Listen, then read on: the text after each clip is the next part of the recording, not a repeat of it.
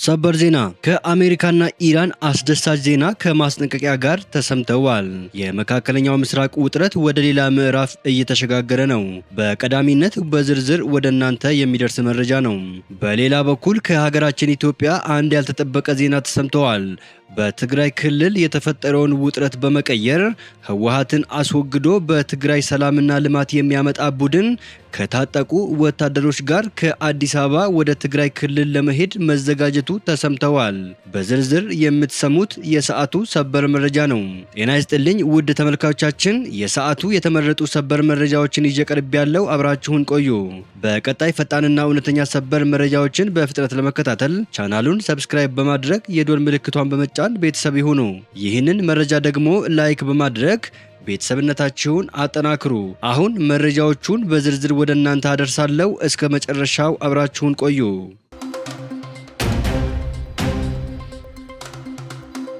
በቅድሚያ የኢራንና አሜሪካ ድርድር እንዲቀጥል የቅድመ ሁኔታዎች ልውውጥ መደረጉ ተገለጸ። ኢራን ላቀረበችው የሰላም እቅድ አሜሪካ ባለ 5 ነጥብ ምላሽ መስጠቷን የኢራን መገናኛ ብዙሃን ዘገቡ።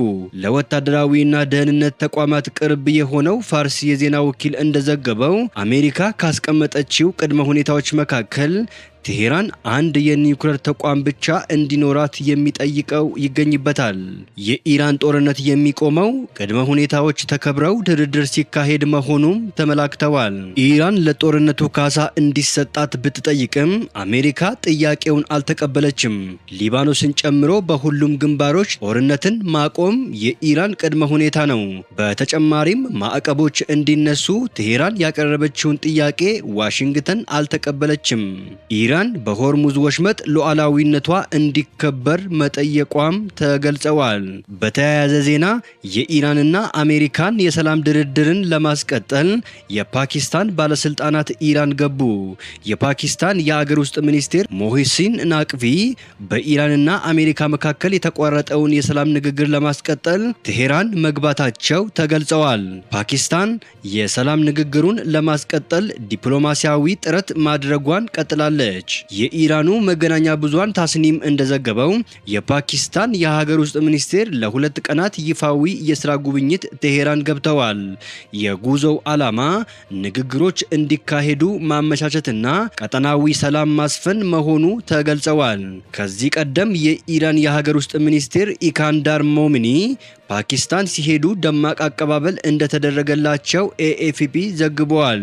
ባለፈው ወር የኢራንና አሜሪካ ልዑካንን ያስተናገደችው ፓኪስታን ሰላም ለማውረድ ጥረቷን እንደቀጠለች ነው። በሁለቱ ሀገራት መካከል የተደረሰው የሰላም ስምምነት ቋፍ ላይ ነው ቢባልም ግጭቱ እንዳይባባስ አስችለዋል። በሌላ በኩል ደግሞ ከሁለቱ ሀገራት የተሰጠ ማስጠንቀቂያም አለ።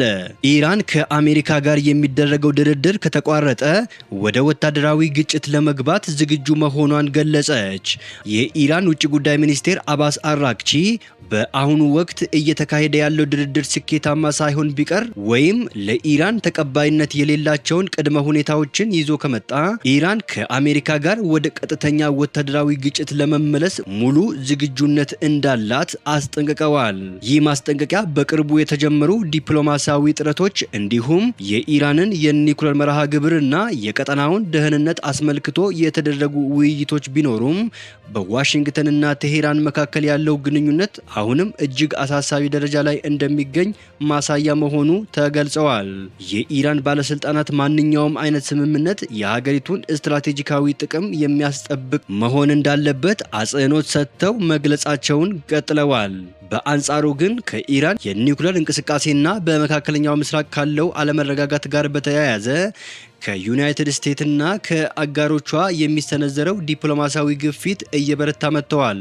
የባለስልጣኑ መግለጫ ይፋ የሆነው በዲፕሎማሲያዊ ጥረቶች ላይ የሚፈጠር ማንኛውም መስተጓጎል ቀጠናውን በአጭር ጊዜ ወደ ለየለት ጦርነት ሊከተው ይችላል የሚለው ስጋት በከፍተኛ ሁኔታ እየጨመረ በመጣበት ወቅት ነው።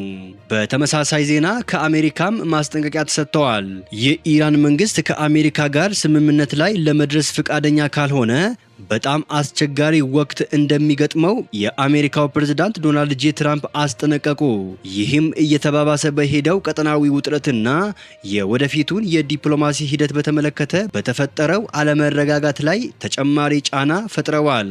ይህ ማስጠንቀቂያ የተሰጠው ዋሽንግተን ኢራን የኒውክሌር መሳሪያ በጭራሽ እንደማታገኝ የሚያረጋግጥ ዋስትና እንድትሰጥ በተደጋጋሚ እየጠየቀች ባለችበት ወቅት ሲሆን ቴሄራን በበኩሏ ሉዓላዊነቷን ወይም ስትራቴጂካዊ ጥቅሟን የሚጋፉ ውሎችን እንደማትቀበል በጽኑ አቋሟ እያስታወቀች ትገኛለች። ይህ የቅርብ ጊዜ መግለጫ እንደሚያመላክተው ከበስተጀርባ ዲፕሎማሲያዊ ግንኙነት እየተደረጉ ቢሆንም በሁለቱ ሀገሮች መካከል ያለው ውጥረት አሁንም በአደገኛ ሁኔታ ከፍተኛ ደረጃ ላይ ይገኛል።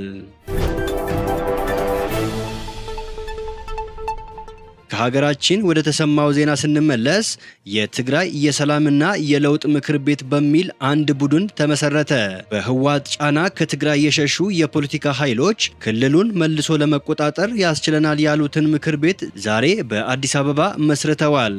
እንደ ጌታቸው ረዳና ጀኔራል ጻድቃን ገብረትንሳኤ ያሉ የህወሓት ተቃዋሚዎች የመሰረቱት የትግራይ ሰላምና ለውጥ ምክር ቤት የተሰኘ ተቋም ነው።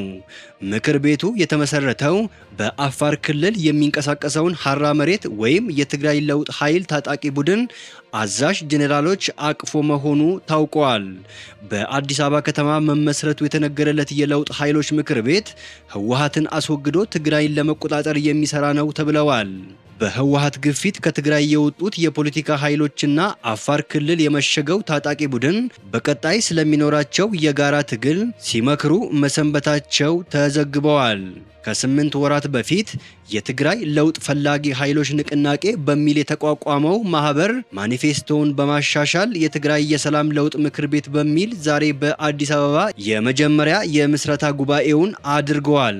በምክር ቤቱ ምስረታ ጉባኤ የፕሪቶሪያ የሰላም ስምምነት ተደራዳሪዎች መካከል የሆኑት ጀኔራል ጻድቃን ገብረትንሳኤና ጌታቸው ረዳን ጨምሮ ጀነራል ግዑሽ ገብረ 7 ማህበራዊ መሰረታቸውን ትግራይ ያደረጉ የፖለቲካ ፓርቲዎች፣ የቀድሞ የክልሉ አመራሮች፣ የቀድሞ ወታደራዊ አዛዦችና ታጋዮች እንዲሁም ማህበራት ተገኝተዋል። ምክር ቤቱ የተጠቀሱትን አካላትን ጨምሮ ከ35 እስከ 40 አባላት አሁን ላይ እንዳሉትና በቀጣይም ለውጥና ሰላም ፈላጊ የሆኑ ወጣቶችን በማካተት በተደራጀ መልኩ ለክልሉ ሰላምና ቅቡልነት ያለው መንግስት እንዲመሰረት እንደሚሰራ ተገልጸዋል።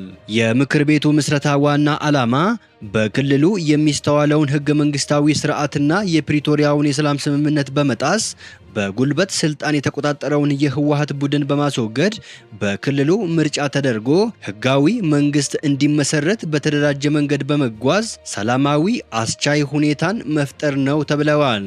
ከዚህ በተጨማሪም ትግራይ ከጦርነቱ በፊት ወደ ነበረችበት ህገ መንግስታዊ የግዛት ቅርጿ በመመለስ ተፈናቃዮች እንዲመለሱ በተደራጀ ሁኔታ መስራት የምክር ቤቱ ዓላማ ነው።